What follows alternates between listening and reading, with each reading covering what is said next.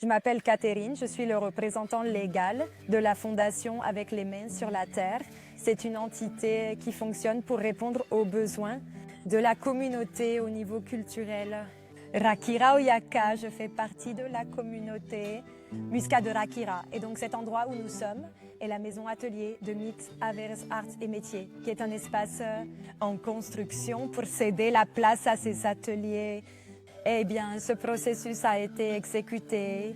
Il a commencé en soi comme une expérience autour des écoles et des écoles rurales. Peu à peu, cela a pris forme sous la nécessité de créer un espace pour la santé avec la population en général. Disons qu'ici à Rakira, la population est assez diverse. Communauté indigène, nous faisons partie d'un processus de récupération de mémoire autour des Musca.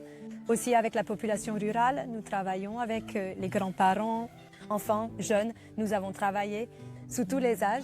Disons que notre conception de l'éducation culturelle repose sur la croyance en l'importance du rassemblement familial et de tous âges. Bien, l'une est la population rurale, mais au sein de cette population rurale, nous avons aussi une population minière, comprenant que Rakira est désormais une municipalité qui oscille entre l'exploitation minière et la poterie.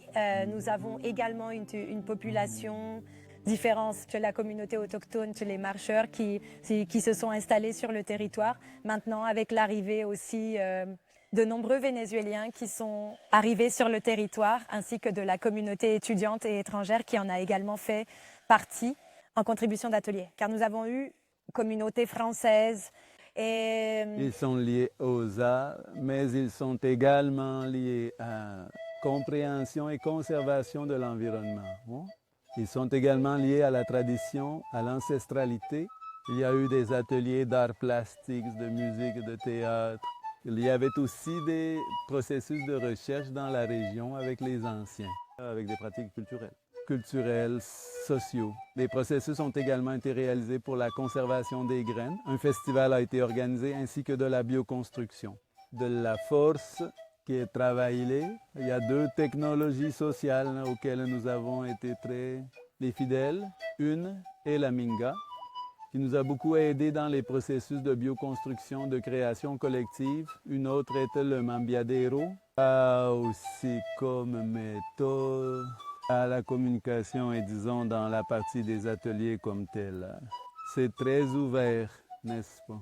Parce que chaque atelier est ouvert pour permettre à l'animateur de s'exprimer, de mettre leur technique, leur manière, en l'incorporant dans la symbolique de ce qu'est la plantation commence par le choix de la semille.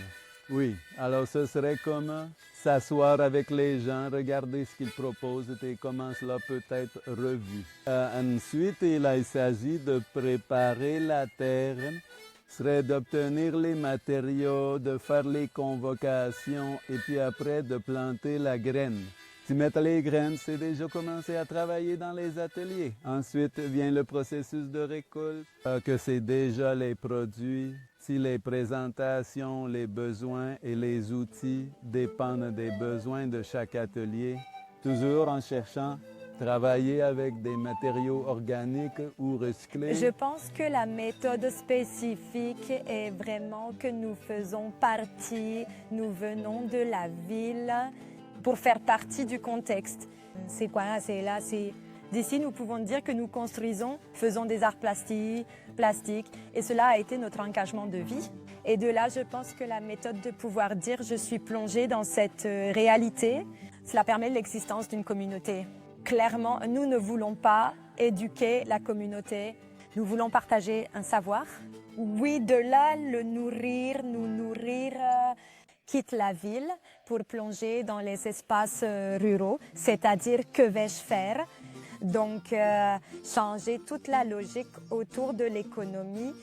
Et un pilier fondamental dans l'économie et les relations, c'est de pouvoir se réunir pour faire, pour grandir, que cela incite, oui, l'importance de comment la culture est également produite dans la ruralité. C'est le début de toute tradition qui est ensuite transférée à l'urbanité, mais commence dans la réalité du contexte culturel de la ruralité.